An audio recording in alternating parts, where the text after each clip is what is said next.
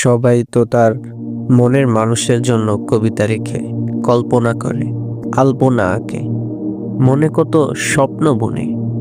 আমি না হয় তার জন্য কবিতা লিখি, তাকে নিয়ে কল্পনা করি, মনের স্বপ্ন বুনি, যিনি আমার সব দায়িত্ব নিয়েছেন। তোমরা জানো তিনি কে? হ্যাঁ, তিনি হলেন আমার আল্লাহ, আমার রব, যিনি আমাকে লালন পালন করেন, আমাকে ভালোবাসেন।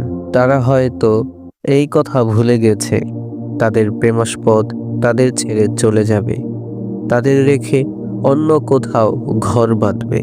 তারা কান্নায় ভেঙে পড়বে, শান্তি হারাবে, পাগল হয়ে ঘুরে বেড়াবে। কিন্তু আমি যার প্রেমে পড়েছি, যে কখনো আমাকে পরিত্যাগ করেন না, যে কখনো আমাকে ভুলে যান না, যার ঘরে আমি জন্মগ্রহণ করেছি, যার ঘরে আমি বড় হয়েছি, যার ঘরে আমার মৃত্যু হবে, যার ঘরে আমায় দাফন করা হবে, আবার তিনি আমাকে পুনরায় জীবিত করে তার ঘর আমাকে দিয়ে দেবেন। আমি যদি চলে যাই, তারপরও আমি তার চোখে চোখে থাকব, তার কাছেই রব, তার থেকে আড়াল হওয়া অসম্ভব।